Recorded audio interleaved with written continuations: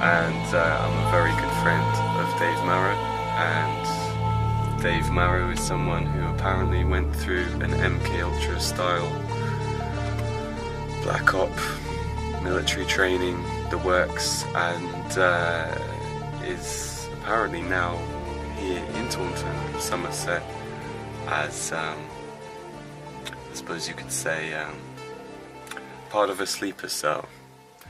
But what worries us is, whilst we think the project may have been done and done with, there's always the possibility that he might, they might just have him on the side, waiting for another opportune time in the future, who knows. So it feels like there's a race against the clock to find out what really happened and be able to do what we can, or do what I can, to safeguard my friend, because with I mean, just in its very nature, trauma-based mind control, that's what it is. Monarch programming, MK Ultra, the Montauk project, or as has been reported in England, Project Mannequin. So all these things, don't leave the subject much better off. Let's say, he has a lot of pain and, post-traumatic stress, memories of highly traumatic situations. So, well, let's go to the base. You can, and the original concept of the Manchurian candidate, sending an agent out and they have an ulterior motive, an alternative agenda, mission that's buried in their subconscious, and they're not even aware. They think they're doing something very mundane. They famously tried it with a lady called Candy Jones. Oh, Candy Jones? You know Candy Jones? No, I haven't she was like a pin-up girl in the 50s. Oh, right, yeah. And they sent her off on a flight, and she went and had a cup of tea with the guy at the other end, and gave him a bunch of flowers or whatever, and then came home. And on her return, the CIA interrogated her and said, "What did you do?" And she said, "I just went and had a cup of tea with this guy." But what she wasn't aware of was that she'd been given a long secret message under hypnosis. She'd got on this flight, gone over there, had a cup of tea with this guy, who happened to be a CIA operative at the other end waiting for her.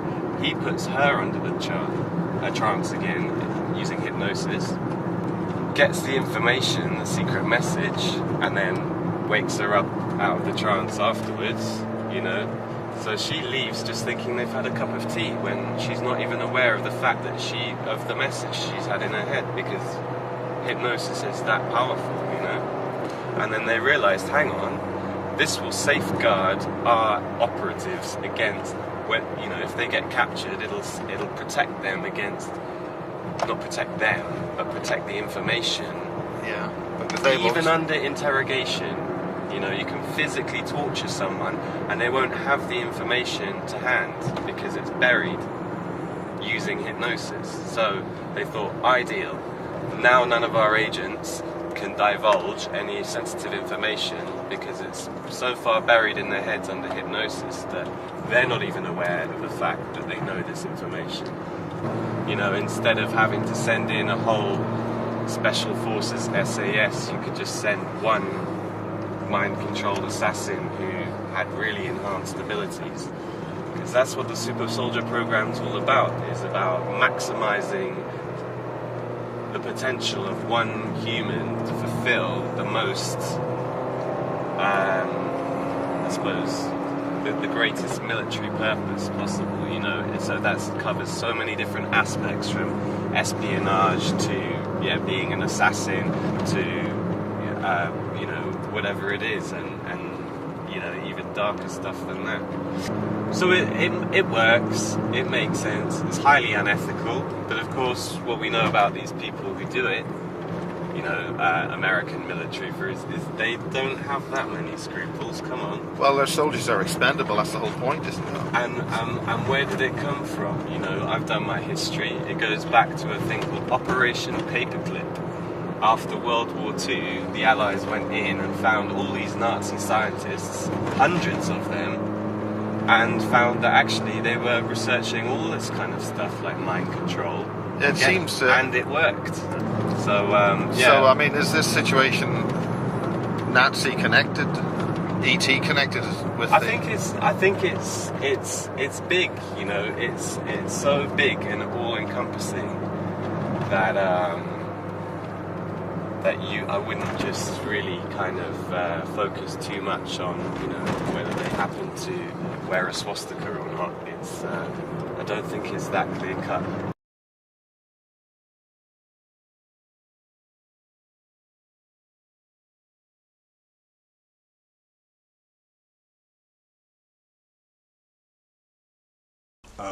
My name's David Marrow. Basically, I have a story to tell about my experiences. Used to be called Manderson, comes from the Scottish name Manderson, Scottish royalty. Goes back to Scottish royalty and Egyptian royalty. Used to live on the Orkney Islands near Caveness, where the heraldry of the Manderson family was. So how did you get there? What brought you to the Orkney Islands? Yeah, I was taken there by a guy called Chris Marrow. He, bit of a nefarious character in his own way, took me there after being adopted and fostered.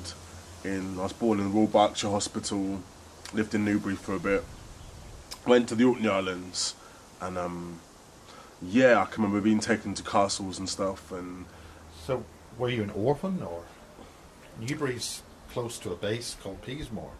This is it. I don't remember much about Peasmore apart from it was on a roundabout, the bit something kicks in there, but I'm not so sure about that. But what I do know is that before I was adopted and fostered, I was looked after by a guy called Thomas Crow. He used to be linked with the Eagles. I think he even played with them a few times. Wasn't really sure why he was there, but something to do with the Illuminati, quite high up. This woman as well looks a bit like Grotbag from that program. There's somebody at the door, like some kind of, and then the Tin Man walks in, kind of programming. What Grotbag? What does that refer to? It's a woman. She's like she's a witch in the cartoon series, but she's also one of these women that select certain children with certain abilities, do certain things very high up, esoteric sort of. Yeah, it's off key. I don't want to say too much about that because, again, like, you know, it's coming out of things.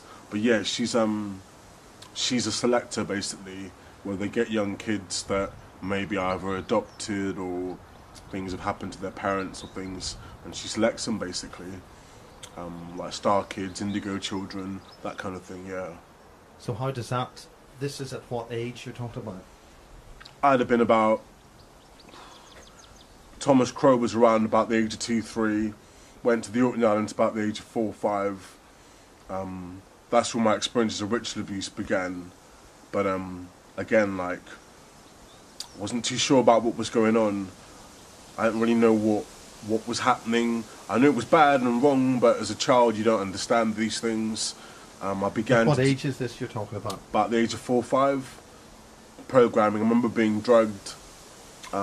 Hallucinating, being drugged about the age of 5 by some men. Something to do with Alice in Wonderland, like kind of getting bigger and smaller. What happened with the men? How did that happen? Where did it happened? Just by the house. Horries was the name of the house in the Orkney Islands, in Scotland, top of Scotland. Can you go back before you went there? What brought you to the Orkney Islands? What was special that got you there? It's what I don't understand, you see.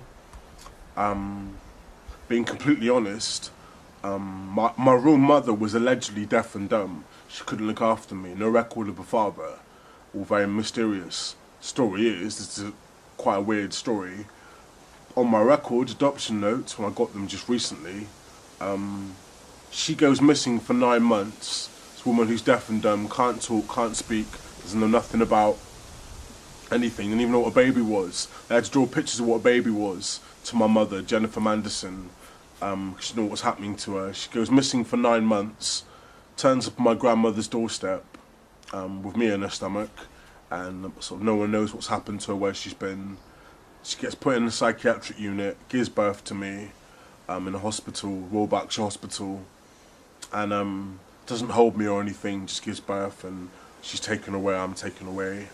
And yeah, and I can't even remember what she looks like. Well, obviously a baby wouldn't, but yeah, done nothing, didn't really no connection there. But that was when, after I'd kind of gone to a year and a half, sort of flashbacks, and then about 2 years, this guy called Thomas Crow comes on the scene, some guy with huskies from Canada, some kind of weird connection, but yeah, I'm not sure. You see, this is because yeah, the huskies from Canada. Okay, you're bringing that in. Yeah. It's almost like it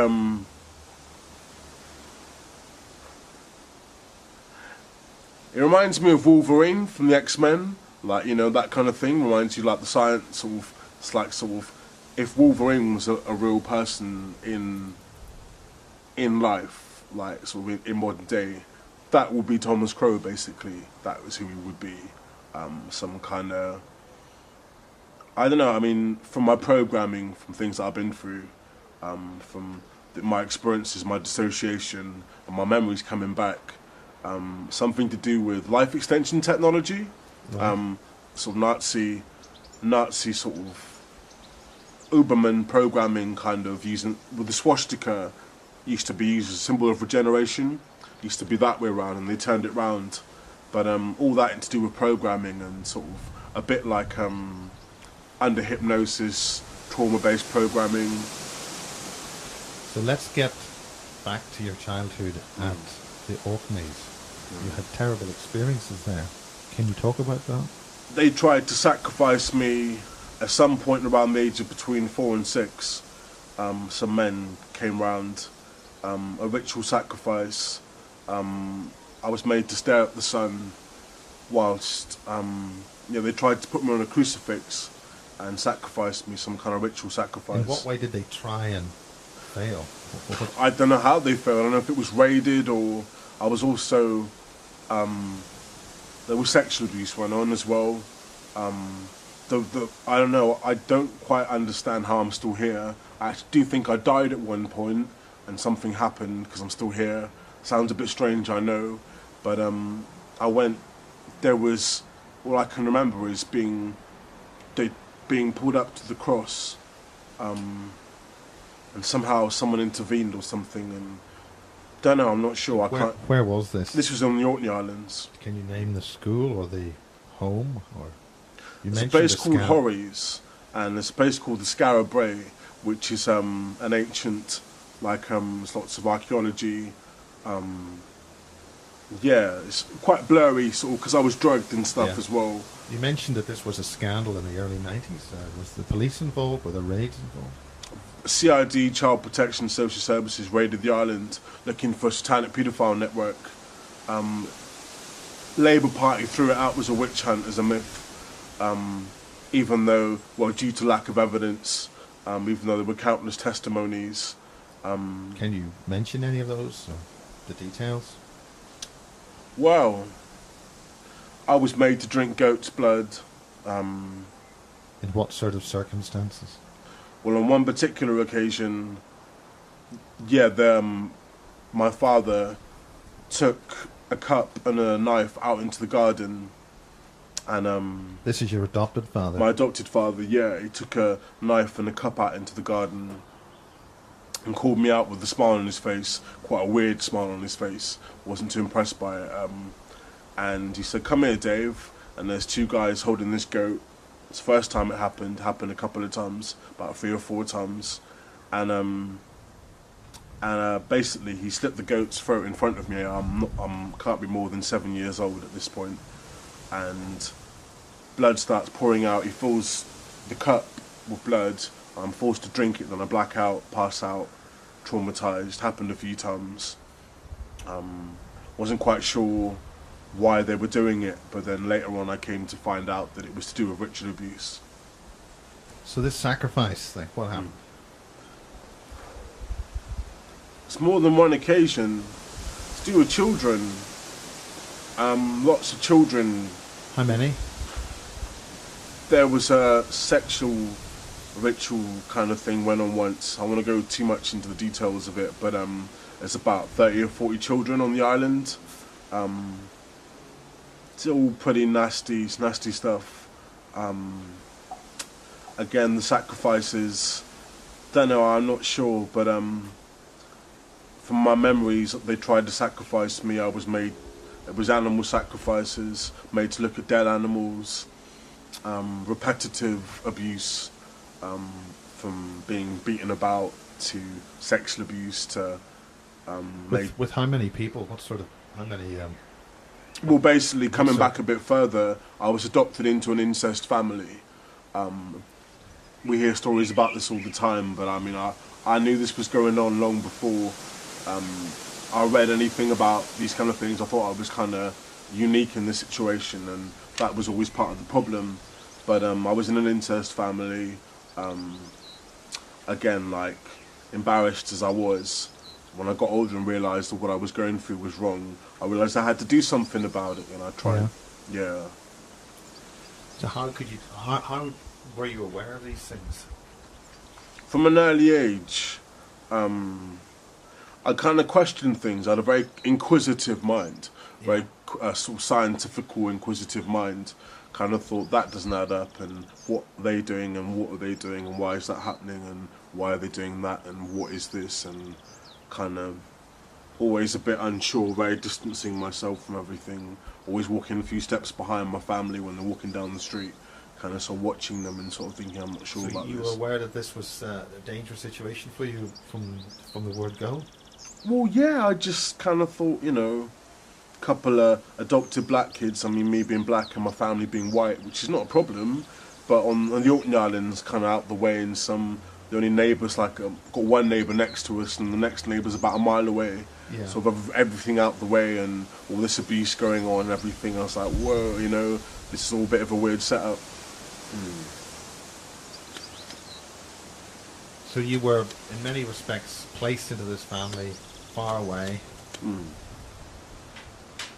Yeah. I mean, yeah. Don't get me wrong, there were times where, you know, I bonded with the family, as you would. That's the deception. That's part of the programming, so that when you get older, they can access that part of your mind that makes you think that nothing even happened. Nothing ever happened. But as you get older, things come to the... What sort of age are you saying when you get older? Get to about the age of sort of 16, 17. That's when I started getting memories back. Asking questions about... Asking my father questions, saying, you know, what went on. It's all over the papers. How did you survive that, and what was involved? Dissociation. Yeah. Dissociative identity disorder. Notice, like, I look down. Yeah. Like a visor comes down. Basically, somehow I managed to develop an ability when I was either being abused or beaten about or made to do something where I just, like, part of me just broke off, or I'd stare at a picture on the wall or a pattern or a brick or something, and that would be my focus, and I'd just kind of take a picture, and that would basically be what I would do when something bad was happening, because it happened so frequently. I developed a coping mechanism, and that's how I survived, dissociated, and yeah, just that was my coping mechanism. So you're mentioning some kind of ritual involving goat's blood and stuff like that. Can you talk more about that? What was that for? Do you know what it was for? What was it about? There was a lot of occult stuff going on in the family, a lot of magic. I think a lot of it was to kind of make me superstitious, get me into mysticism, believing in fantasy, non-reality, kind of Alice in Wonderland, voodoo, witchcraft, kind of Harry Potter kind of nonsense that are rubbish, brought up or raised on nonsense. And what do you mean by nonsense? Well, just like, I'm not saying it's nonsense, I'm saying it's like, it wasn't... You see a film, yeah? It's fiction, and you have reality, and that's like, you know, bread, butter, water,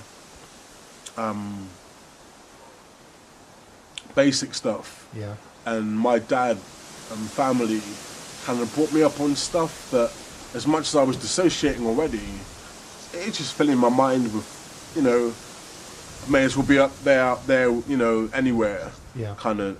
I can even remember amazing like situations where I'm basically eating earth or licking potatoes, trying to ground myself, you know, just trying to cover my face in mud, just trying to keep 2 feet on the ground, because one, I've been drugged, 2, my head's being pumped for all this stuff, 3, I'm being dissociating, and yeah, trying to keep 2 feet on the ground. A lot of my friends say, Dave, you're a bit of a space cadet. I was like, well, no, I'm not a space cadet, but that initial core foundations of reality was never there. It was there for the first few years of my life, but it got taken away. So are you dealing with, when you said space cadet, I mean, are you dealing with ETs, Greys, aliens, any of that come into things at all? Later on,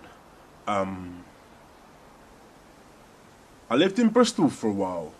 Later on, that all started. First experiences. Lived in Bristol, my first abduction experience. I'm living in a house in Bristol in Southville with a guy called Marcus. And what age were you not then? 21, 20, about 20. That's when I first started remembering, that's when the first experience happened. I'm basically in this house in Southville, guy called Marcus, age 20. I goes to bed one night after meeting someone who said I was going to be taken, and he claimed to be an extraterrestrial. Yeah, that's all coming back now, yeah. Claimed to be an extraterrestrial guy. So how does a human being appear to be an extraterrestrial? He said that he's from the planet Sirius, B or Sirius, something like that. Claimed to be from another planet, and I didn't believe him. I thought, nah, you know, you're a human being.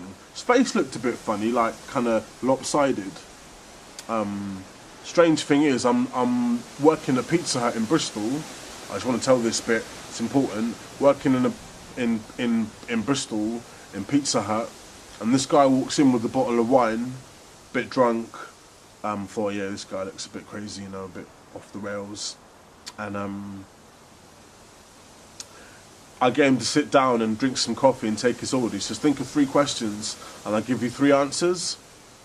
And I come back and 2 of the questions he wouldn't know the answer to, and he answers all 3 questions straight like that. I then go to take another order. And he says, I get the order wrong, so I have to get the supervisor to swipe the card. And he basically says, don't worry, just type in my name. This guy walks in that claims to be an extraterrestrial. Strange enough, I type in his name, Russell, access all areas, can do whatever I want with the computer. I was like, okay, it's a bit freaky. He then says, you don't believe me, I'm an extraterrestrial, not a lot I can't do. And he says, he pulls out 3 CDs out of his bag and says, pick any pub in Bristol. We walk in, from the minute we walk through the door, the first track from each of these CDs, from the 80s, these CDs, will start playing. So I meet him after work, I choose the pub, I walk in, bang, all 3 tracks start playing. Get a bit freaked out. Says, you're going to be taken. So there's a war between the negative and positive extraterrestrials. And he says, did he detail who's negative and who's positive? Talked about greys.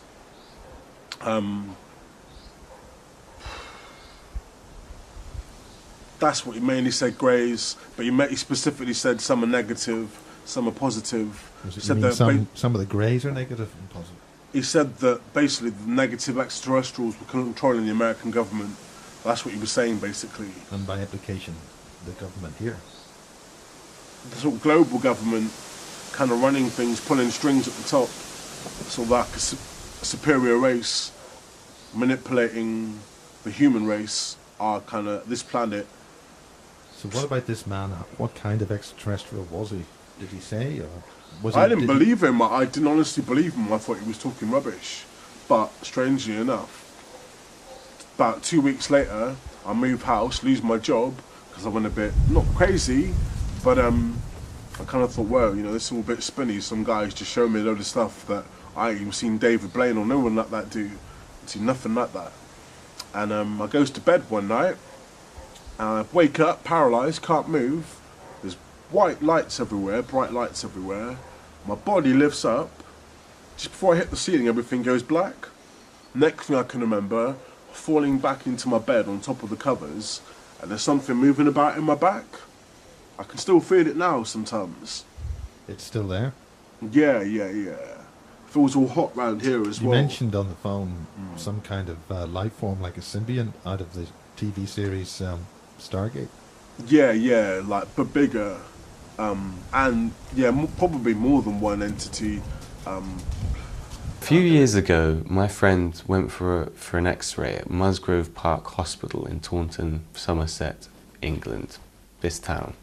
He went for an X-ray, and the nurse came out and said, "Excuse me, what is the metal in your spine? You've got metal right by your spine. What is that?" Obviously, kind of perturbed. They didn't, nothing on his medical records, no explanation. So my friend was just baffled. He had no idea. He had no idea at all that there could be metal in his back. So he's saying, "It's news to me. You tell me, you're doing the X-ray, you know." So the nurse disappears. He's left there waiting for a very long time, and then the doctor reappears with a policeman, and they say, "Oh, there's nothing to worry about. Fine, off you go on your way." And they're leading him back to the reception, back to the entrance to get rid of him. And you know, he turns and he says, "Well, can I see my X-ray, please?" And at that point, you know, they definitely sort of usher him out of there and shun him from the entrance, and, you know, off you go. So he thinks that was very strange. A couple of weeks later, he's relating the story to a friend who says, "Well, of course you can see your X-rays. It's your right, you know, just write to the hospital, whoever." So sure enough, they contacted the hospital, asked to see the X-rays. And remember, this is only a fortnight later, no more than that. The X-rays have disappeared. "Oh, all right, okay, so there's no X-ray, but you said there was metal." So now my friend's telling me this, and I'm thinking, okay, well, we've got anecdotal evidence from you know, he's satisfied that they said there's metal and that's from the hospital, so let's investigate this further. He'd noticed when he went back after that experience, he actually looked in the mirror and found in the small of it around sort of here, you can't really see. He had to get a mirror, and yeah, oh, there's some little scars. They look like puncture marks, or maybe keyhole surgery, about the size, or a cigarette burn, but that sort of size, no wider than a sort of pencil or something like that. Little circular scars. There's about 3 of them. There's 2 on the left and 1 on the right side of the spine. And he used to be very athletic. He used to be able to break dance, and then he went from that to having lots of back pains and spasms that would make him black out. Now, are there chips in there? There's a lot of question marks flying around. So anyway, we heard of other people who've had exactly the same experiences. You know, you've interviewed... What about magnetic resonance imagery with certain people? MRI. He went for an MRI scan, and sure enough, snap, crackle, pop, the machine malfunctioned. Now, what do we know about MRIs is you shouldn't take metal into an MRI machine. So that's consistent with having metal in the body. Now, I mean, I know other researchers have had MRI scans recently, and it stops the machine. The machine just stopped while scanning her. right. Yeah, this is it, because it shouldn't have metal. That's Brenda Butler at Rendlesham. Right. So anyway, what happened to his MRI scan images? Well, a radiologist has had a look, and there's only a section through the lower portion of his pelvis. So the spine isn't, the area in question is here. Yet that's the only one that's still on his record. Yet what happened to the one of his head, his torso, which was all done at the time and commented on at the time? I mean, it's not there.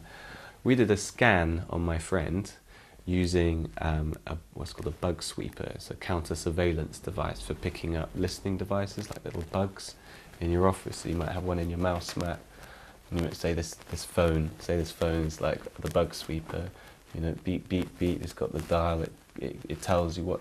Anyway, did one of those sweeps on my friend, and sure enough, we were able to locate, and I've got the footage and posted it up onto YouTube, able to locate. And where it was buzzing, now remember the scars from the hospital, it buzzed right on them, and then you take it off and the signal goes down and off. And we tested it so many times because I thought, look, we don't want any false readings here.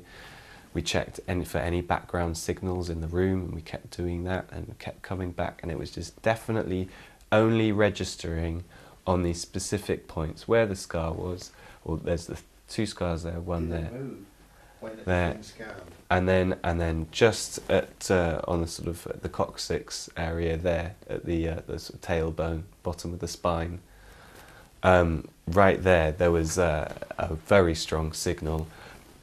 And then one from the back of his head, but interestingly that was intermittent, as in it would just shut off and then we get nothing, and we keep going back to his head and there'd be nothing. But then later on, because we're doing this over a process of about half an hour, 45 minutes, later on, come by again, and you get it again. And then the person who was conducting the scan suggested that maybe there's that part of the chip is actually got some kind of listening or auditory, or they can hear what's going on. And so it's like, oh, if they're scanning, quick shut down, you know. Mm-hmm. Right, what we're doing in the room at the moment is checking for background RF radiation from Wi-Fi, what have you. We're on sensitivity 6. We're using a Allen broadband zap checker from the States, which we use to basically try and find if we have implants in the body which transmit signals. Okay, here we are again on the clear room, sensitivity 6. Let's go around the room. Quite stable. Got a slight flash there, nothing major. Okay. Okay. Right. And no interference from the camera? None whatsoever. Right, I'm going to go up to sensitivity 8 now. A little bit of background radiation. Slight waver there. You can see it's like bouncing up a little bit as I move around the room. There you go. Nothing major. That's on 8. That's pretty high, pretty sensitive. Go down to 6 again. A little bit of background radiation. Nothing major in the room. Alright, Dave, do you want to step in? Yeah, sure. Okay, we're going to go to sensitivity 6, which we're here, and it's gone up to 40. Okay, we'll pull it away. Okay, put it back again. Transmit it again. Okay, now I'm going to go up to 8. And that is off the scale, the machine is vibrating. Can you feel that, Dave? Yeah, okay, we'll pull away. We're back down to 20 again. Back up to the spine. Way up to 100. Let's drop it down to sensitivity 6. We go up and then down the body? Up. You want to go down the body. That's on sensitivity 8. And let's go back down. Pretty high again. Go down. That drops right off to nothing. Still on sensitivity 8. Go even further down, light blip there. Let's go back up to the spine. Okay, here we go again. Right back up there. Up the back. Oh, you've got another wound there, another one there. Another one there. Well, that's off the scale, that one. That one's off the scale. Where the puncture marks are. Yep, and we pull around. Which his GP claims are chickenpox scars. Okay. Despite never having had chickenpox. Yeah. So the 2 hot spots are... 2 hot spots. Oh, we've got a hot spot here. Now I'm now on log, which is basically to pinpoint anything that's around. The machine's vibrating in my hand.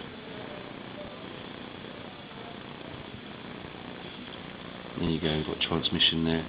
Now, what we do with log, basically it's very succinct, it's in a point, where a linear will sweep. Okay, we'll go back over to linear on 4. Okay, signal on 4. Signal on 6. So now you see what you've got, intermittent frequency patterns on 6.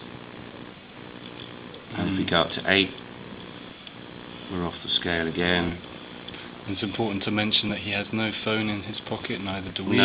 No electronic devices, and yet up here by these mysterious scars, inexplicable, what look like keyhole surgery scars. Okay, let's go down the body again. Is it worth trying in the head and along the jaw? Okay, we'll go down to the head. We'll go down to... Well, did that happen the first time? Yeah, they use like dark energy to penetrate light or organisms or humans. That's how they enter without creating a wound in some situations. Other things, it's advanced extraterrestrial technology. When you say dark energy, what sort of thing are you talking about? Fluidic black energy? Like a symbiote, a bit like on Spider-Man. Yeah. Like that kind of, sort of like Venom and Carnage. Yeah, all very sinister.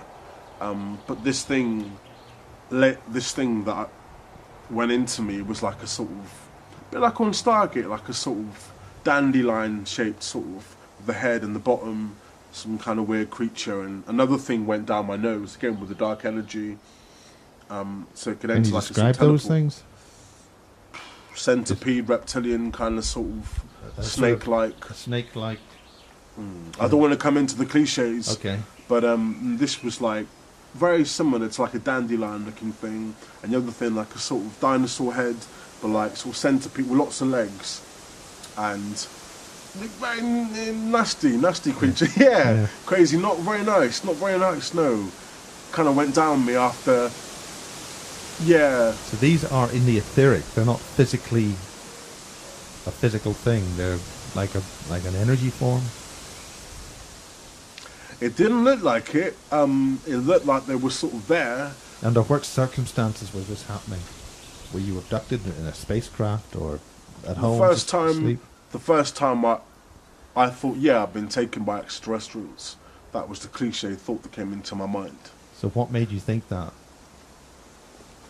What I say is, go forward a little bit. I got examined by a doctor, and I've been treated for amnesia just before. And he said, have you ever been in a car crash or had an accident, Dave, or damaged your back in any way? I was like, well, no, not that I recall. And he said, well, you've suffered a massive trauma to your back and body and your spine. I was like, well, I don't remember anything. I was like, well, you have amnesia, David. I was like, well, okay. Take off my shirt, examines me, says, yeah, you've suffered a trauma, you can't walk properly, you're limping, your back's out of place. I goes upstairs with a shaver, this is the interesting part, with a shaver to take a shave of my beard and all that. I turn on the shaving light, turn around, look at my back, and there's 3 perfect circular scar marks. One there, like sort of mid-back, and one to the like other side. What do you mean one there? On each shoulder? Just like, kind of, imagine like, that's my back here, like one muscle there, spine in the middle, one there, and one there. The abduction, about the age of 20, the examination, about the age of 24, 25, the amnesia treatment started about the age of 25, but when I was shaving and looked at my back, started getting memories back of being in a military hospital. All these like military surgeons around, green canvas, like something like MASH almost, something like a sort of a field hospital. Yeah, definitely. Now, yeah, this is it. This is it. Some kind of base or something, like these kind of set up hospitals. I don't know, man. Like, not the first time I remember being in a military hospital. I remember having something inserted into the base of my spine, metallic. Yeah, that is quite frightening. That's quite frightening, actually. At what point did you have this thing inserted?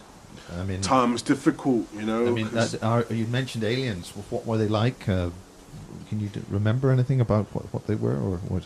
I remember this, like, sort of demonic-looking sort of entity sitting on my chest, staring at me.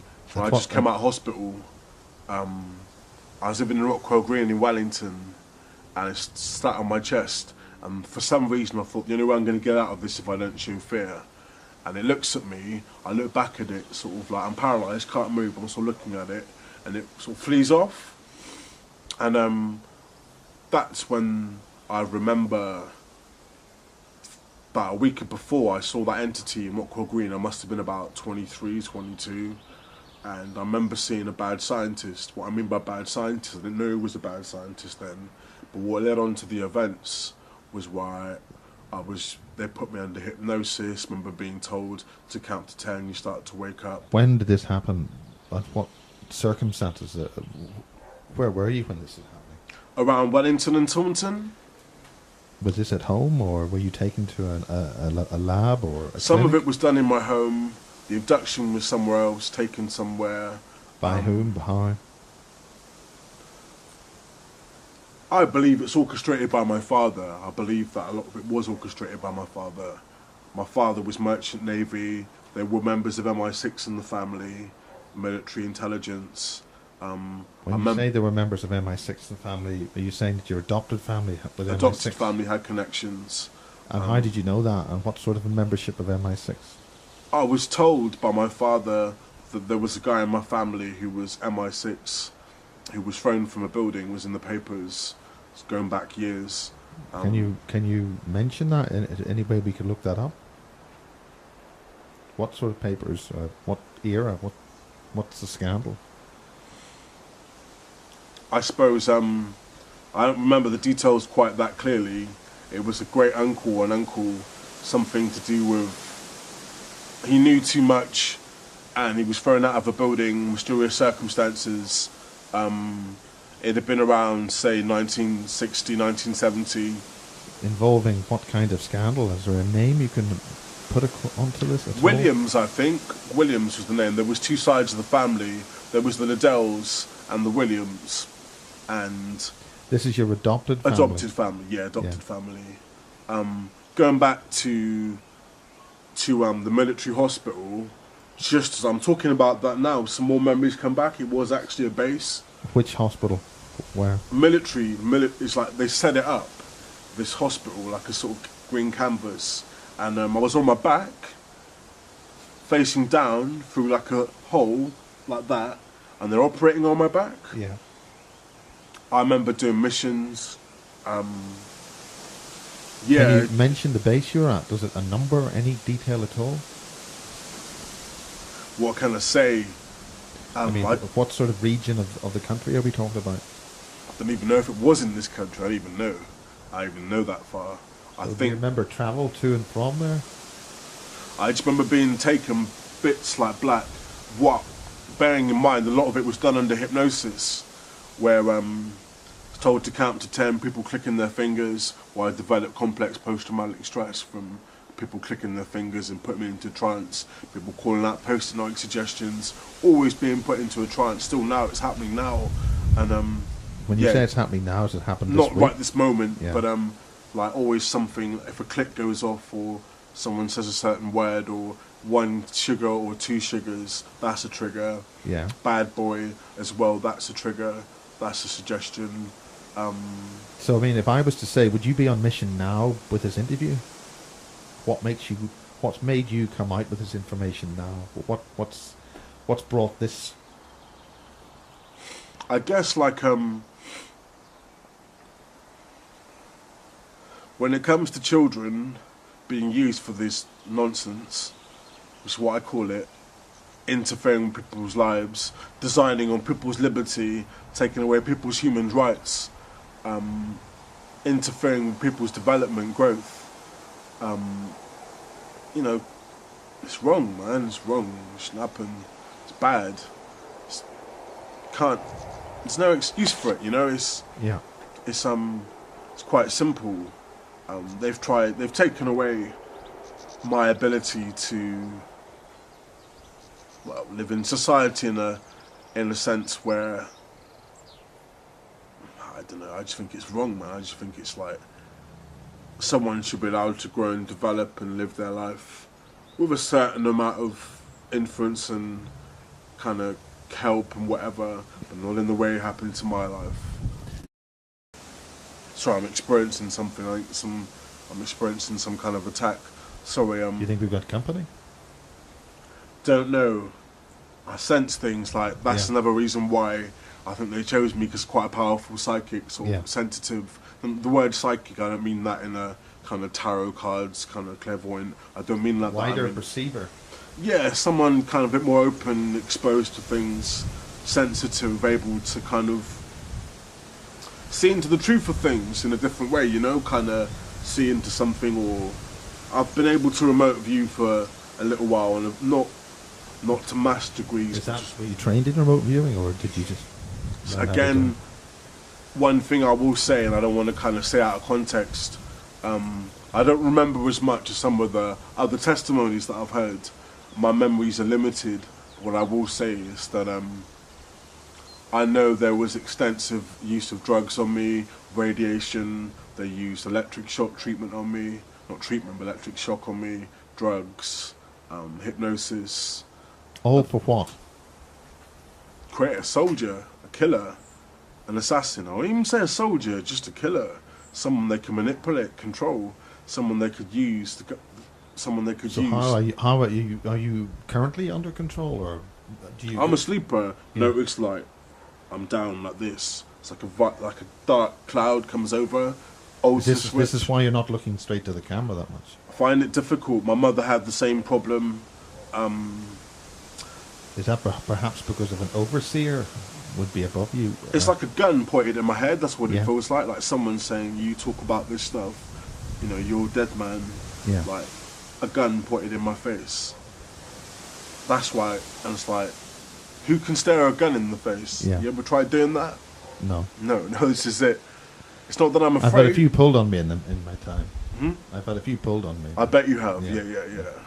This like centipede-like thing. Combination of the two. I think combination of the two. I'd say more to do with the military side of things. MILAB kind of military abduction. I know I've had encounters with things that I'd say weren't human. My only problem with that, one looks a bit like a sort of hordeling thing. One thing was like a sort of horns and like sat on my chest, right here on my chest, like a hordeling sort of thing. No tail, not like a sort of devil, but kind of looking at me. Well, just like a sort of impish, like sort of quite fictional. But when it was looking at me, I was like staring at it. Nighttime, paralysed, awake, eyes open, can't move. Again, I thought, is that just night terror? But there's physical evidence, you see. Physical evidence on my body. Burn marks, scar marks. The list goes on that I can't account for in any other way, apart from these experiences I've had at night or my abductions and stuff. So I'm sort of thinking, it's either, there's two ways of looking at it. Either something like that was actually going on, which is more what my gut feeling tells me, or I was made to believe that and they were humans doing this. But I would say it's a combination of the two.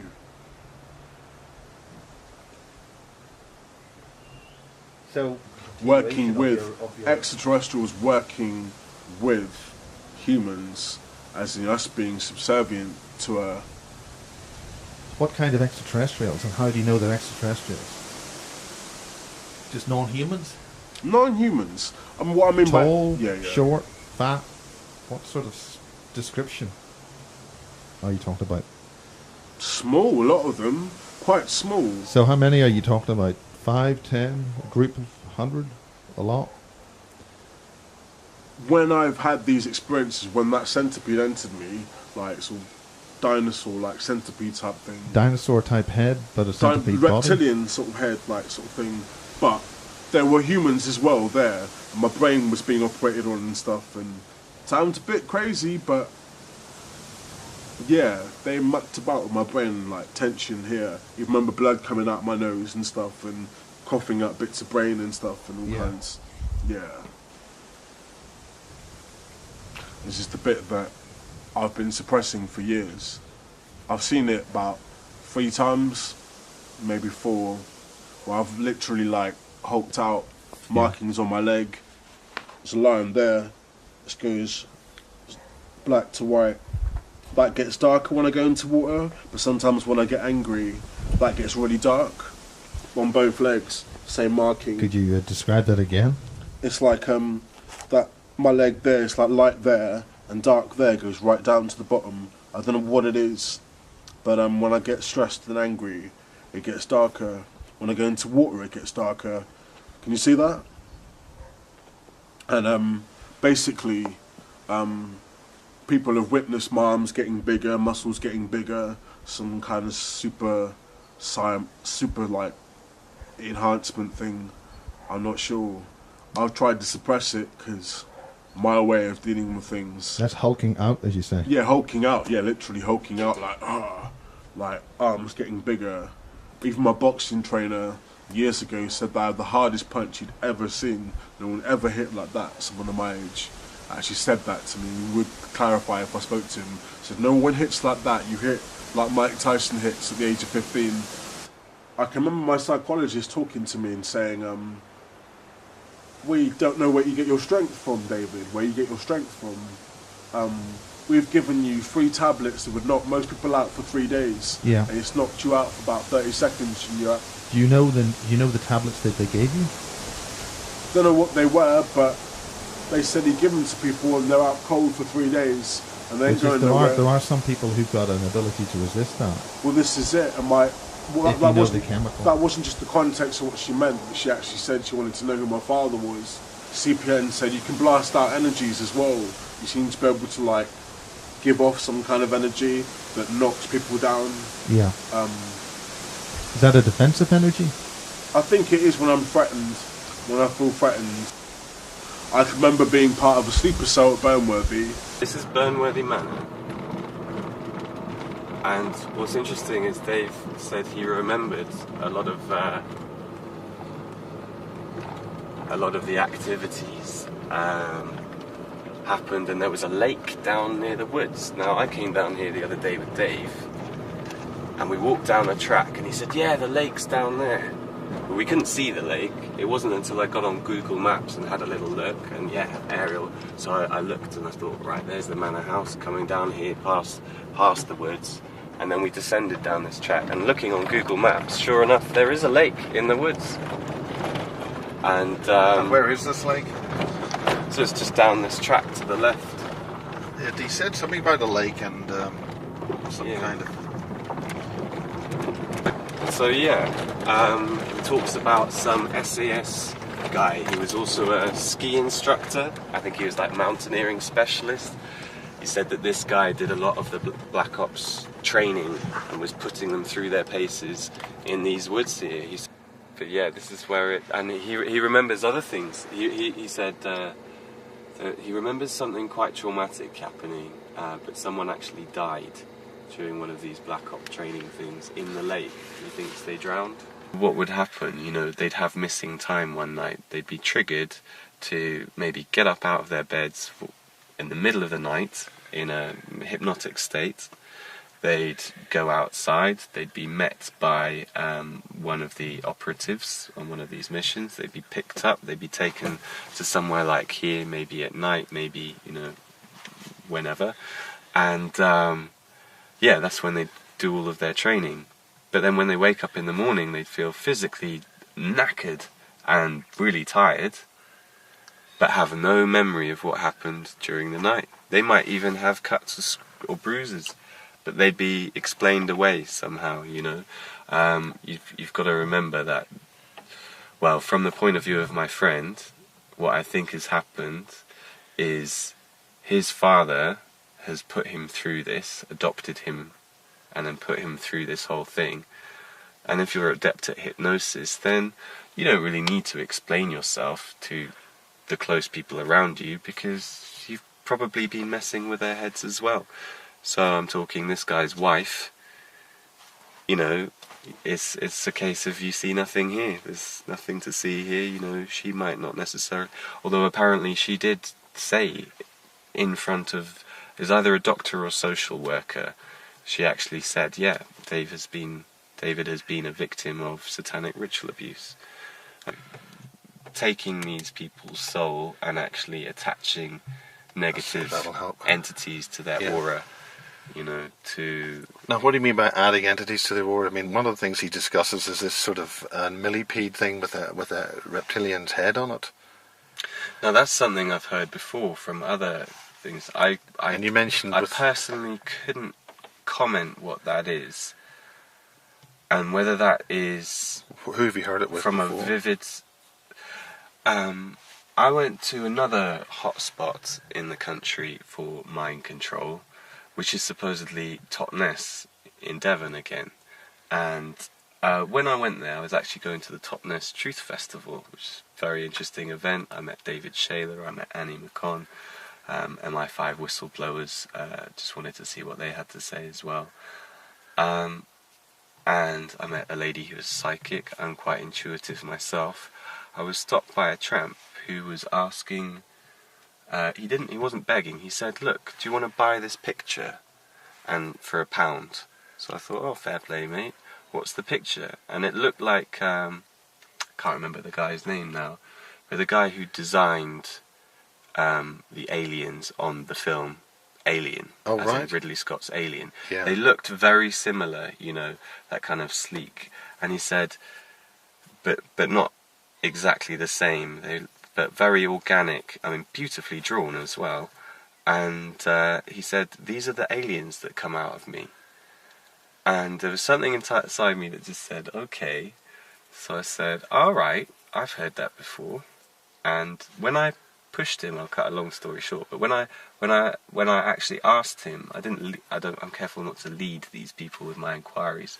When I asked this guy, it turns out, yeah, all of these familiar symptoms that show up in all of these people's stories is, yeah, the family had connections with the military, family had connections with Freemasonry, he was adopted, and what else did I find out about this guy? He heard voices, voice-to-skull technology. Yeah. But we're not talking delusional. He's saying he recognises people's voices, or, you know, like you can hear a German accent or something in the background. Oh, and what this is, as far as I'm aware, yeah, is this voice-to-skull technology, you know, using psychotronics, using various different means. You can actually have people have oral hallucinations. They hear sound in their own heads. There's a place called Burnworthy, just outside Wellington, near Cipher House. Yeah.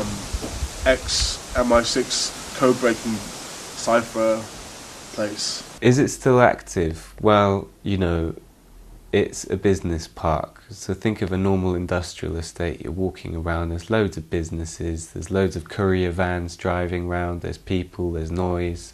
There's none of this going up there.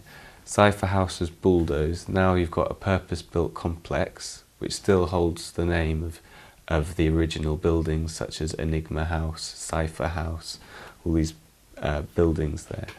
And I can't find any registered businesses there. There's a self-storage at one end, but what is the actual complex? What's going on there? I can't find anything. And so much security, number plate recognition. So is it still in use? Well, it could be, you know. If it was a big Asda supermarket and we just rolled in there, you know, I'd say probably not. But how it is at the moment, it's a definite possibility, I'd say. Yeah, interesting. What do you mean ex-MI6? Surely MI6 is never X. No, what I mean, they've knocked it down now. Well, MI6. It's been, it's been knocked down. You can still read about it on the internet. Burnworthy, Cipher House, Comstock. I've got some notes, yeah. So were you involved with deciphering things? I don't think so. I think that's just where they train me in, like, ninjutsu, martial arts.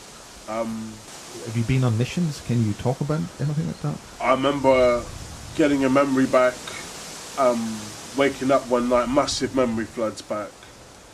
I'm running, fall over, running, fall over. There's an explosion. I get up, and then fall over and black out. I think I'm being shot at, and I'm not sure exactly. I'm not sure. Is this in the day or the night? Daytime. Hot climate, wet climate? Quite warm, quite hot. Desert? No, there's trees around and grass. What sort of trees? Fern trees, I think. Fern, something like that. Pine trees. Packed forest or sparse forest, open fields? I don't know. It could have had something to do with, for some reason, I remember the next memory after blacking out, I wake up by a MiG aircraft. I don't know what type. And then I go off in the MiG. What kind of shape was the aircraft? Old and clunky or no, it's flashy like and modern? Yeah, a MiG F-18, F-16, something like that, Interceptor. All I can remember was being a bit off my face as well, like drunk, almost feeling quite drunken. And don't want to sound bad or anything, but whatever was happening there, we were losing. In some way, yeah. I wasn't the only one there, and whatever was happening. You were part of a team, or there was someone else with me as a girl. what sort of girl? I don't Tall want to girl? talk about her because she wants to stay out of this. She can back up my story in many ways. Not mentioning any names, but are we talking blonde, brunette, tall? Blonde girl. I'm not mentioning her name. English, American? English, yeah. Again, she relates to royalty through her blood family. Has similar hulking out experiences. I hear clicking in her head where she thinks she's got an implant. She was at Burnworthy.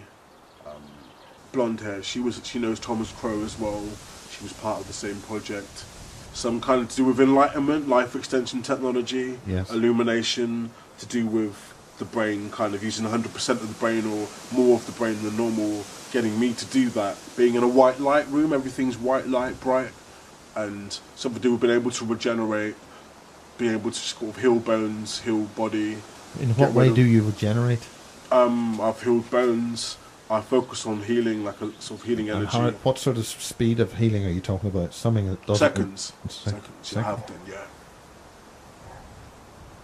So what kind of a wound? Have you broken a leg and just...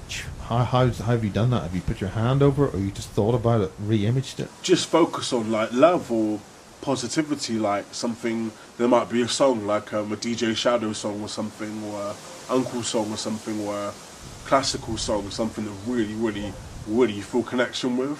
It's all about vibrations and harmonics. You connect with the song. You connect with it, and then literally, like, your body just, well, yeah, you can kind of... So you could be in an injured state, or have you been in an injured state where you... I have been in an injured state and healed, but ever since this entity, not been able to get rid of it, trying to get rid of it. You've still got the entity with you? There is something I can feel here. Yeah, it's moving? Yeah, it is. And if I thought about it too much, I'd get frightened. I would get scared. Yeah. But I've chosen not to. How mobile is the entity? Sorry, what's that? How mobile is it? Does it move? Comes out my body sometimes and comes back in. And what way does it come out of the body? Looks like a sort of watery, like sort of this particular thing that I've seen. It could be etherical, but I feel it. It's like kind of... Has it got a lot of tentacles? Nah, it's more like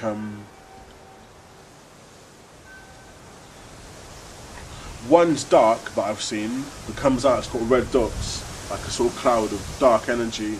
Another one's like a sort of watery type plasma, sort of saline, sort of like looking thing. Yeah, like sort of... Almost like a colourless, like a lot of the colourless life forms in the sea. Very to do with that, very to do with the sea. There's a big connection with water in me, to do with orca. Okay. You see, they don't care, man. They're nasty people, they don't care. They don't give two hoots. They don't care. They don't care if they mess over. They don't care what they do. They don't care who they abuse. They don't care who's like... It implies that they can get away with anything they can do. It implies they can get away scot-free. Because they're connected. With who?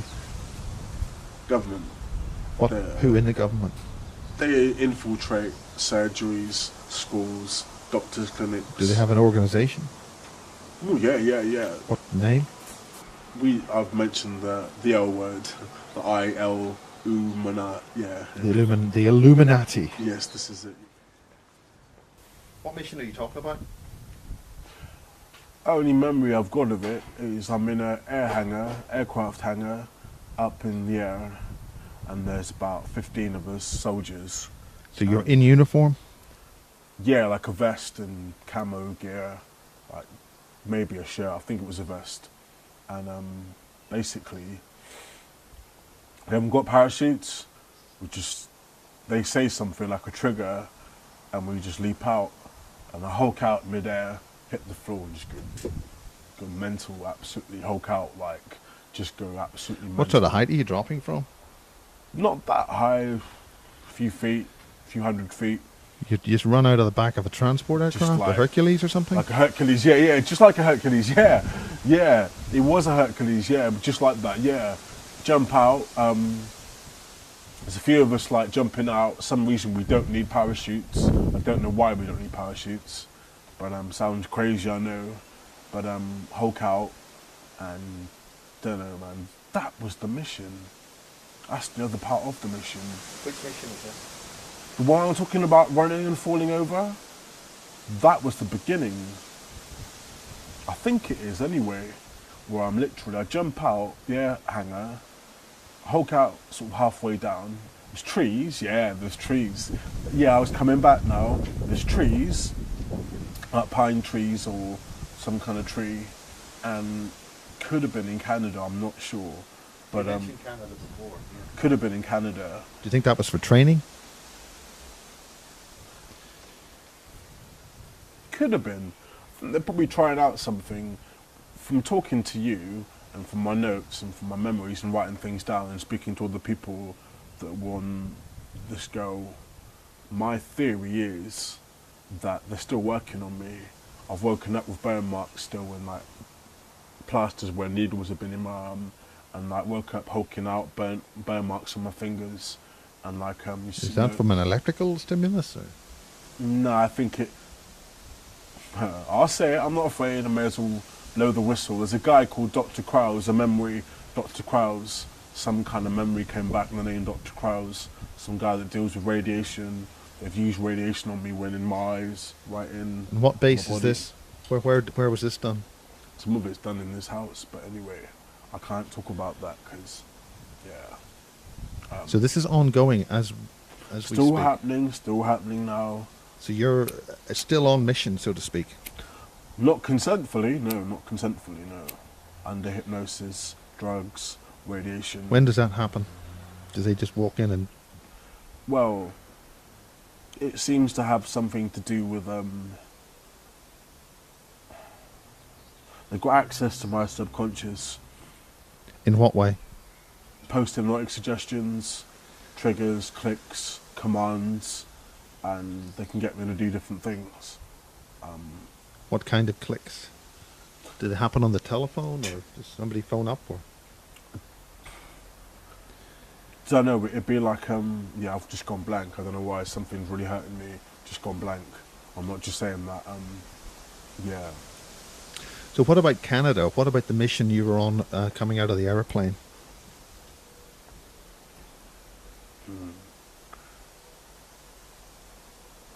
I think I was either leading a team or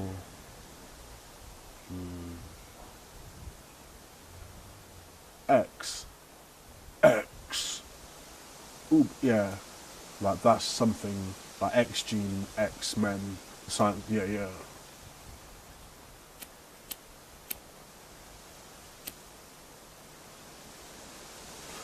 I talk about that before, the science of the X-Men. Sounds a bit crazy, like you think it's only in comic books, but they're doing that sort of stuff. I mentioned Thomas Crow being like Wolverine, me being like the Hulk, and sort of different characters, different abilities. Why do you choose that character? Is that something that most approximates? I've always had a bad temper. My friends will vouch for me on that. Really bad temper. Really stupidly bad temper. That's why I identify with the Hulk a lot. I try and go to a more positive alter, my dissociation, different alters, but I have a real affiliation with the Hulk. I control it. I'm not the kind of person that just go out and start a fight. When I was younger, I used to fight a lot, but I'm not the kind of person that would do that. But yeah, I always had a really bad temper. Few people have said they've seen like my eyes change colour and stuff. And what do you mean by change colour? Go like green and orange and yellow, like different, mainly green when I get angry, and like just sort of muscles get bigger. And yeah, I'm suppressing something. One, because I don't want to hurt anyone for no reason, but at the same time, because I don't believe in violence, in terms of just mindless violence, if you know what I mean. Yeah. It's no point, and I can honestly say I call him Angry Man because if he, yeah, he's like someone I keep in a cage in my mind.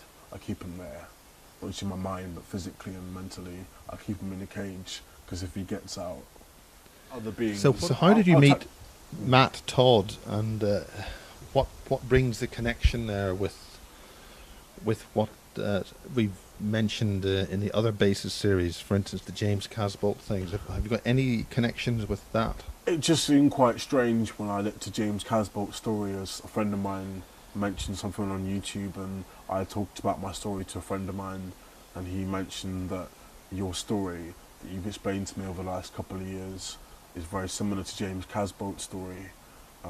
I did speak to James, and there's various similarities. Talking about Atlantis, he connects with that. When did you speak to James? A little while back, only about a few months ago. And yeah, what similarities are there and what differences are there? Being in the same area, very young, ritual abuse experiences, military training, hypnosis, dissociation, Berkshire, Newbury, remote viewing. Yeah, it's all very off-key stuff. But and of course that's in common with our Prime Minister, Mr. Cameron. He spent his early life at Peasmore. Have you got any connection, any remembrance, and do you remember anything about going underground into facilities at all? I think there's been water, underwater. Yeah, you mentioned water. Underwater, I don't know about underground bases, I know about water. Thought experiments, what do you mean by that? A bit like a sort of mental, metaphysical laboratory in my mind, where I can, like, to do with my breathing, I can literally use my electromagnetic field to take samples from different places. It's all about immunology. A lot of my, not so much training, but stuff that was to do with, a lot of it was to do with immunology and finding cures to diseases, and like trying to find matches for things that could help or work. Or I remember knowing about the avian flu before the avian flu was talked about, and the swine flu. What do you know about those? I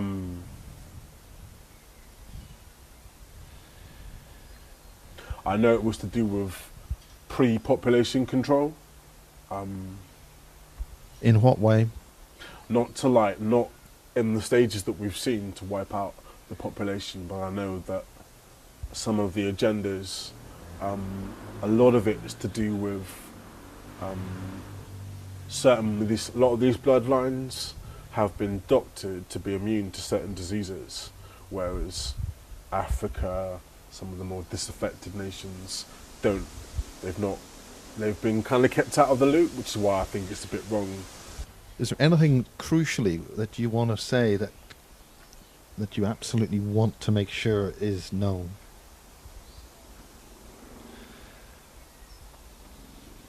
To do with ETs? What kind of ETs? Have you met any ETs? Are they all government, or what's the biscuit? What's the crux to this situation?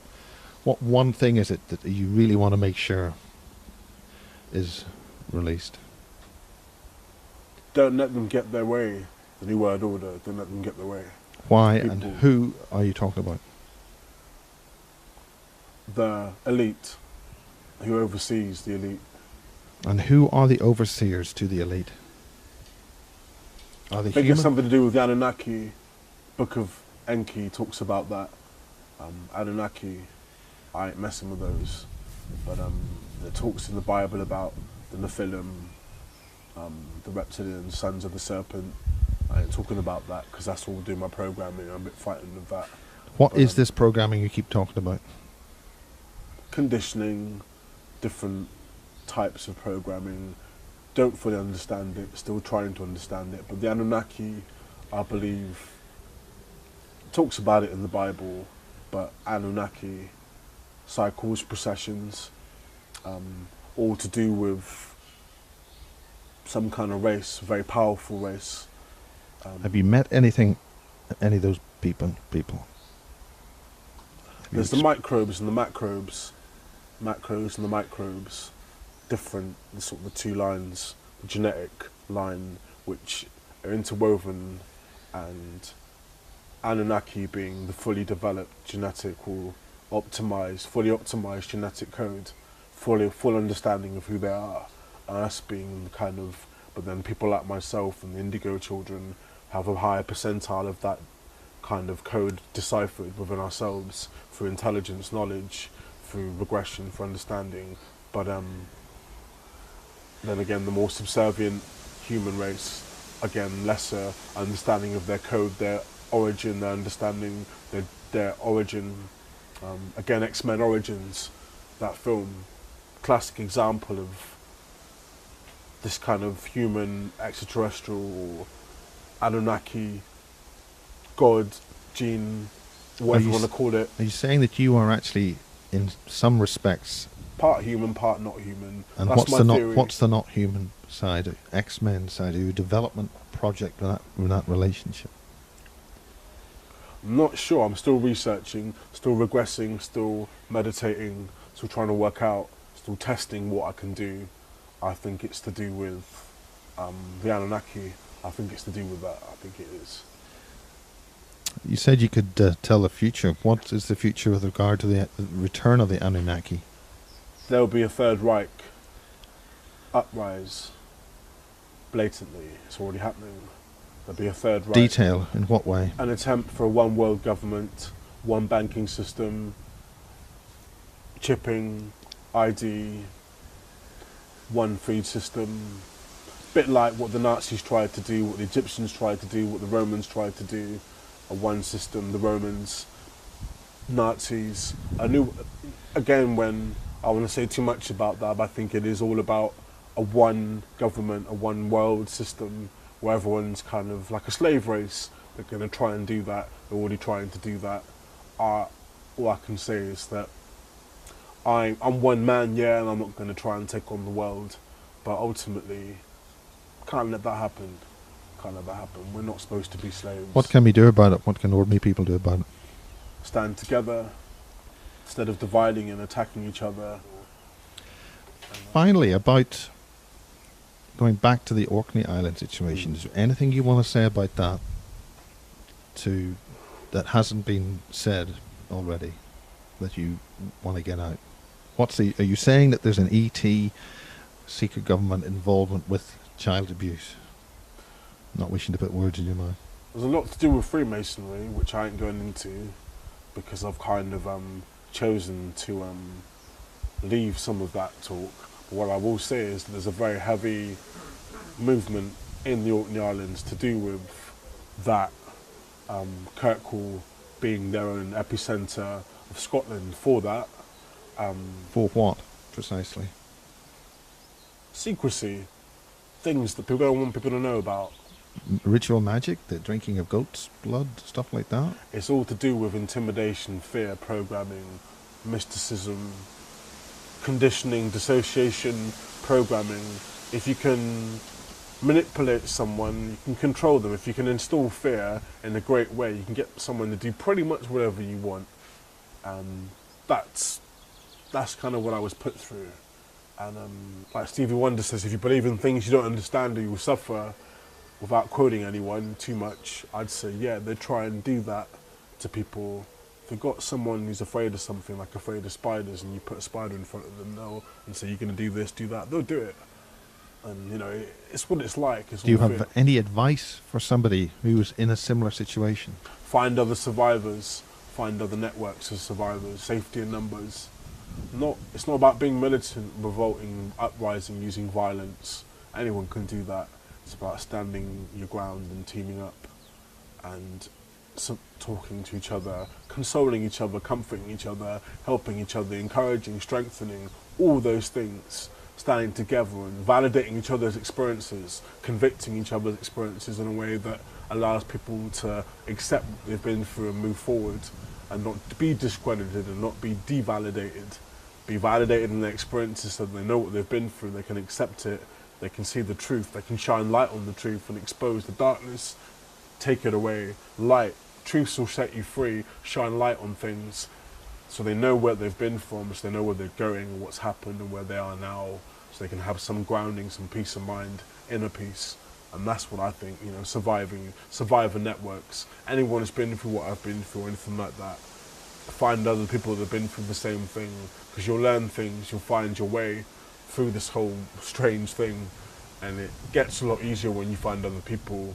And yeah, that's my word of love to the people that have been through that, because it ain't easy. It's the hardest thing anyone can go through, is what people like me and James and Kathy O'Brien, people like that have been through. It's a very difficult thing. It's the hardest thing I've ever been through, that anyone could ever go through. But meet other people that have been through the same thing and can make your way through it. It's not all got to be seen as a negative. It can be seen as something that is an experience that can be positively looked at as bravery and survivorship. Yeah. I've been through the meat grinder, but carved up, cattle prodded. Someone went in with chainsaws and chains and hammers and went to work on my head and my life and my upbringing, and they're just angry at me now because I'm not dead. I'm not saying they can't do nothing about that, but what I'm saying is, yeah, they tried to get me to cooperate completely, and I kicked off from an early age and said, this is nonsense. Can you name any names?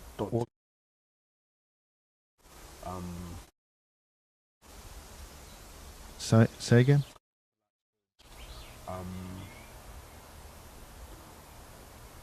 In organization. Overseas. Bad. I like to know where he is and what he's doing, how he fits in all this. I'm not saying he's bad, but yeah, my father, nefarious character, not good, man. He's not really my real father. I wonder what he was doing. I think someone got to him, something happened, somewhere he got. What about the life extension technology you mentioned? Yeah, that's, if anyone ever knows anything about what happened in the Second World War, they sent Nazi scientists to Germany, Nazi scientists to Tibet and to Egypt and to Indonesia, I think, as well. And there's something to do with the Tibetan monks and the Egyptians. Well, the Horus had the symbol of the swastika the other way around, and so did the Tibetans. They'd realised that it was a symbol, because the mind can be governed by symbolism to a certain extent, where certain symbolism in the right order, like Reiki, Himogore, advanced Reiki, all those things, love manifest, faith healing, all those things, they worked out that a lot of that symbolism could be used to regenerate and to heal people and to prolong life force. If you read books like the Bible and various other books, notice how the people that lived in the Bible lived for a lot longer, were said to have lived a lot longer, because they had this technology and the bloodlines were preserved.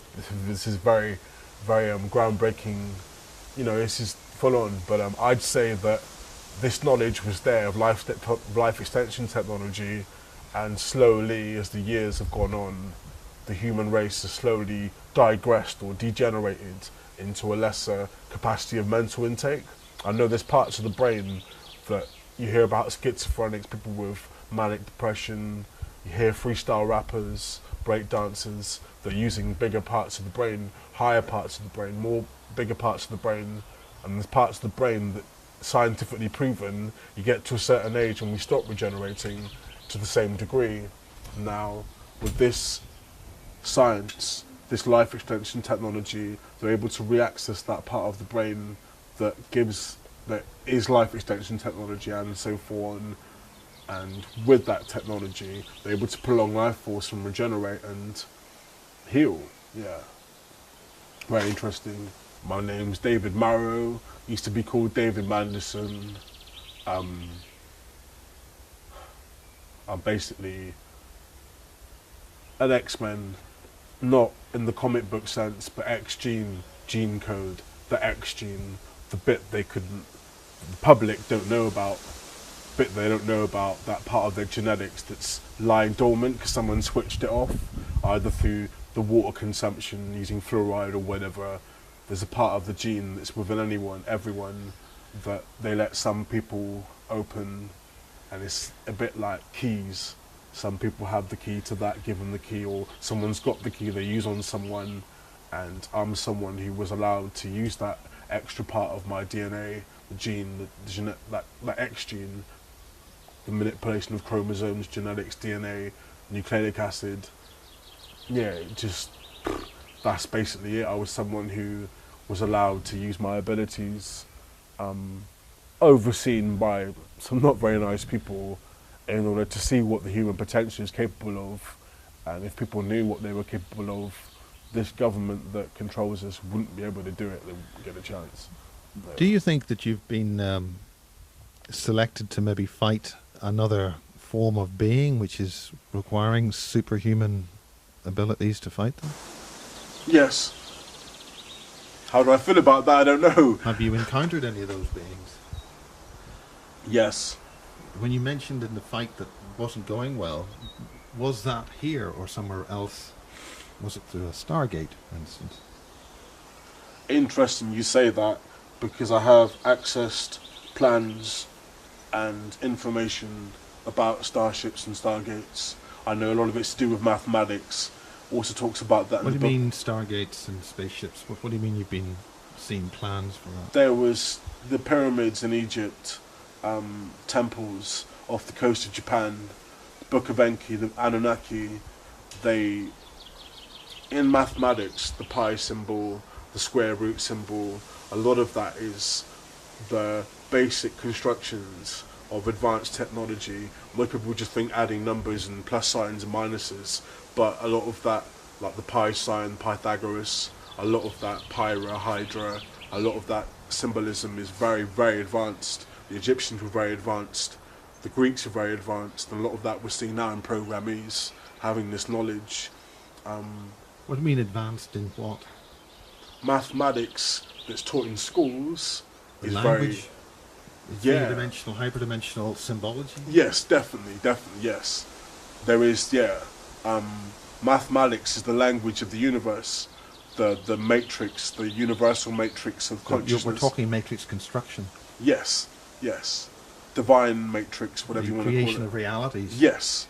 Almost like a counterfeit reality where symbolism governs the mind and mathematics is the code of consciousness. So we're talking about reality management here? Yes.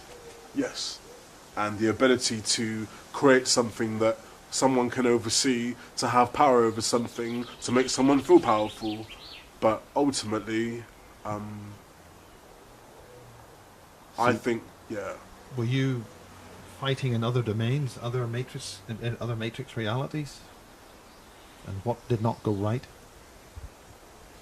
I think on one particular mission,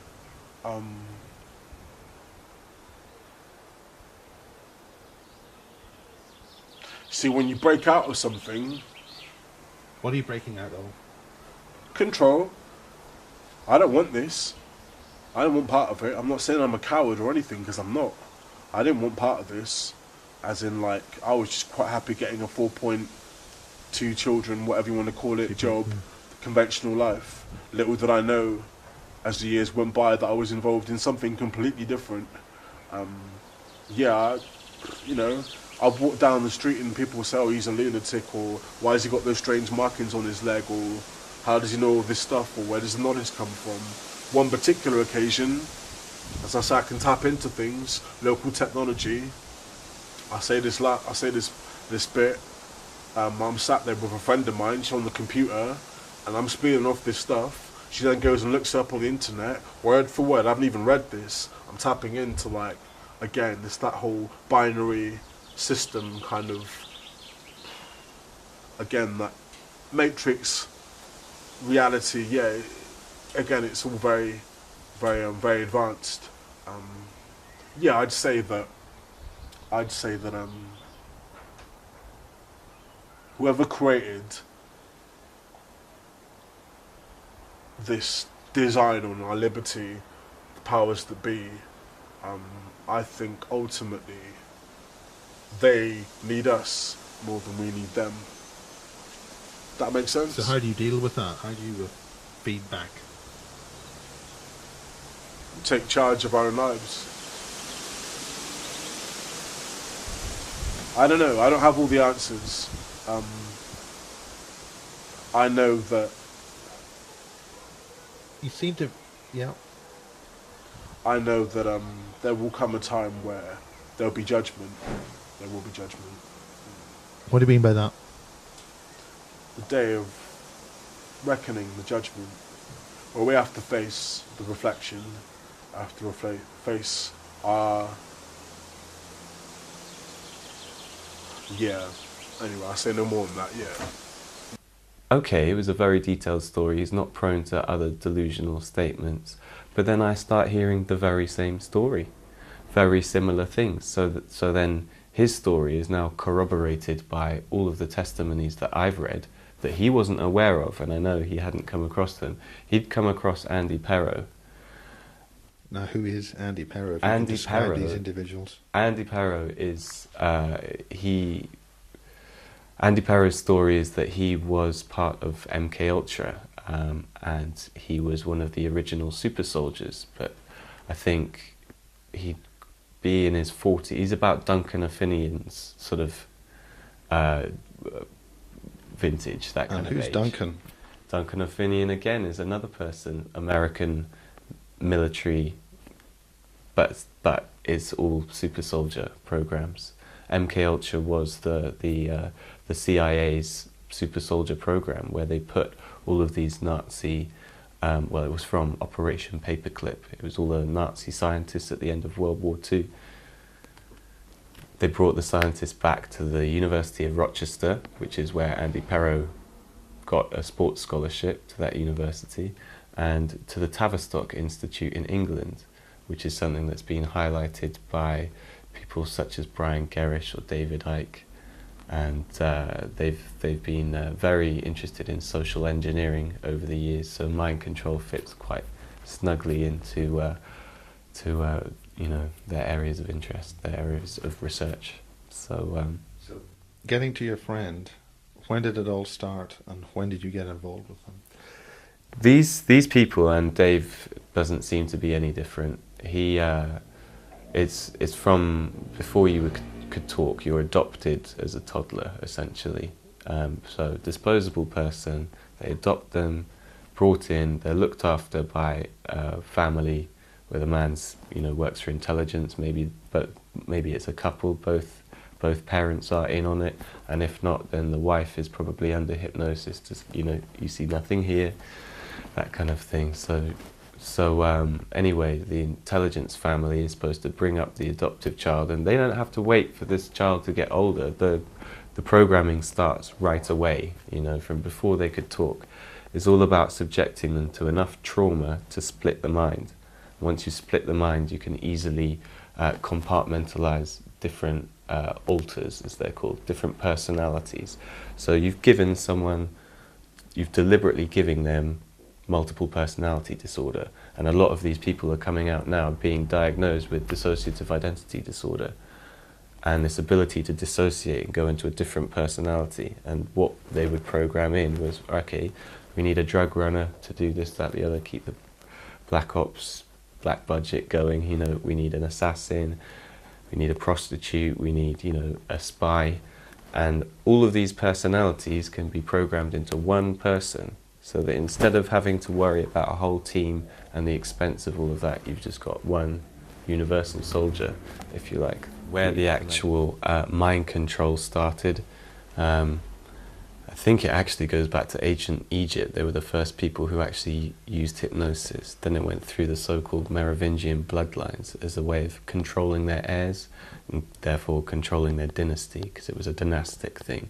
That's why you find that today the mind control is done in a generational project, so children are adopted into it. It's quite far-reaching. Went through the so-called Illuminati bloodlines. That's why it was also later called the Monarch program. I suspect, anyway. So what about this Monarch program? The Monarch program, that was the sort of the culmination, the perfection, the totally refined mind control technology that they'd been investigating under MK Ultra. Now, MK Ultra wasn't just one project, it was the code name for an umbrella of different projects, all under that one thing, and then there's the Montauk project and various others. But the Monarch program was when they actually rolled it out and thought, okay, this works, we can use it, let's go.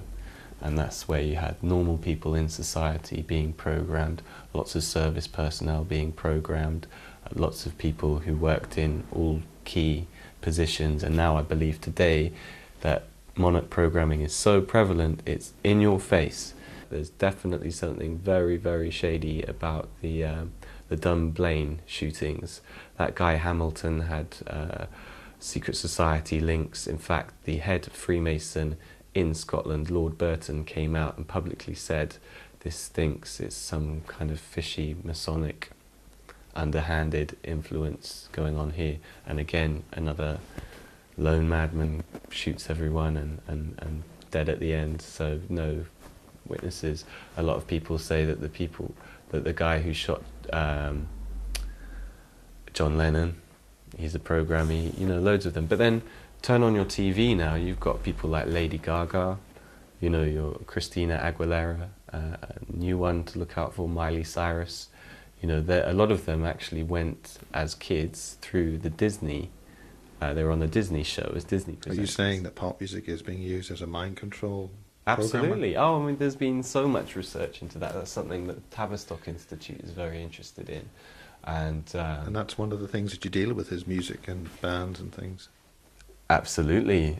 And, you know, you look at the commercial trash on television, and being someone that actually is part of a music scene where there are credible acts with real talent, and you can't understand why the trash prevails, or why this and that, or why is Rihanna's music videos got loads of occult symbols in them?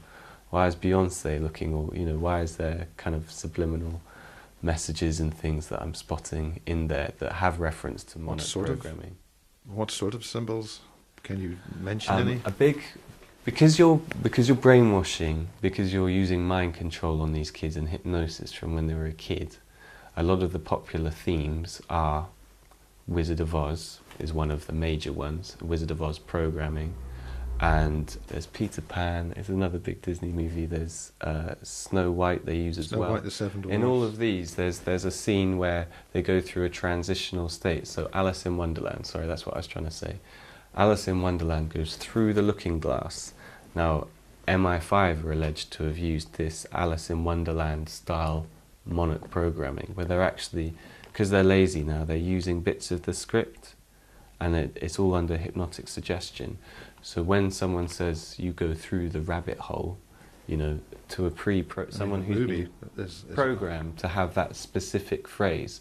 So I mean, you can watch the movie, you'll be fine. You wouldn't respond to a post-hypnotic trigger just from watching the movie. I'm talking about you've been taken through a hypnotic induction, watching segments of this film where Snow White falls asleep for 1,000 years, and then you go into your trance, and now all someone has to do is kiss you on the cheek to wake you up, or this kind of thing, as a post-hypnotic trigger. So the hypnotist would say, you know, when I say you go over the rainbow, you know, you will fall into this state, and that's where they can take the kid out of school. Because remember, these kids are living normal, supposedly normal lives.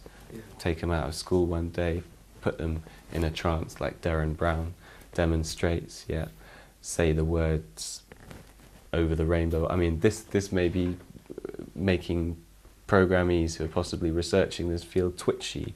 These kinds of phrases would make them feel quite uncomfortable. I think there's, from what I understand, there's a few different ways that you can trigger someone. A lot of these people have chips. There's quite a few of these people that I've found all together in this country. There's 9 of us, I would say, in my group, as in terms of people I'm in contact with. Can you name them? James Casbolt, he's one of them. Matt Todd, he's one of them. And Dave, he's a third one. And I'm naming those 3 because they're already on your video. So they've already come out on your video and said this. So that's And you've got fine. 6 others. Yeah. So, And what can you hint what their stories are? oh, their stories are the same. I mean, someone that went to school with my friend, they have more detailed memories than he does. Much more, apparently. And Have you been able to talk there's to one, them? There's one other person that also went to school, but they've left the country. There's another person that lives in the local area that might, but I think it's a case of my friend's fallen out of touch with them for such a long time. It would be a case of rolling in out of nowhere, and we haven't sort of plucked up the courage to sort of, well, I mean, it's not my call because I don't know this guy, it's not my contact, but I'm aware of him, you know, I know his name, that kind of thing. So yeah. And you mentioned certain schools in this area and where you were brought up here yourself. Yeah. Can you talk about that? Well, he remembers people from a little school called, well, it's just in Langport, in Somerset. He went to a school in Wellington, which is just down the road from Taunton in Somerset. So, you know, I don't want to upset anyone who went to those schools, but local schools in the area, and that's what he remembers. But he doesn't remember specifically who went there, or otherwise he'd have traced them already if he could have done, you know.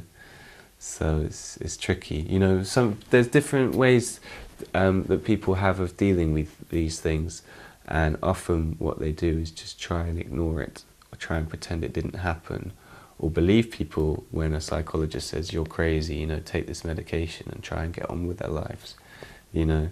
And a lot of people in this state, you know, maybe some other people researching their own story would be watching this, because that's how it kind of got the ball rolling for me anyway, seeing that actually we're not alone, there are other people out there, you know. This isn't all made up, this is actually happening, you know. There's corroborating evidence. We're detecting radio waves coming out of these supposed implants. I'm not going to get a bread knife and cut them open, you know. But you're joining me halfway along my journey of researching and finding out. I maybe not have all the answers yet, or all the pieces to the puzzle. I could see 75% of it, so I can pretty much make out the big picture. And I might not have all the answers, but I've got all the right questions, because I think I pretty much know what I'm looking at and where to look. I don't need to tackle the world head on to make a positive change.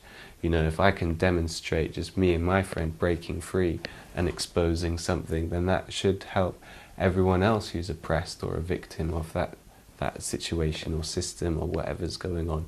And so, you know, I'm not really looking to go and try and attack MI5 or anything like that. I'm just saying I want my friend to be free from harassment. That's my moral responsibility. I'm taking that on to, you know, protect my friend. Why not? But I don't necessarily want to go on some intergalactic crusade to find out what the Greys are up to or what have you, because I'm having a hard enough time just dealing with the here and now. And so who knows what will happen later on down the road when I have got to the bottom of this. So all I can say, Miles, is in terms of like, you know, ETs and what have you, I've stayed open-minded to things, but I just have to keep staying open-minded to. So it's feet on the ground. Feet on the ground. I'm not saying yes, I'm not saying no, I'm just telling you what I know. I don't want to I think that's the only way that you can really... Yeah, I mean, me and my friend, if we came rolling in, I don't want to just be just two random guys saying some crazy story. No, don't ask me my opinion. Here's my panel of experts. This man's had 25 years in the field of counter-surveillance. This is what he detected with his devices. You know, that's the kind of evidence that we need in order to prove something.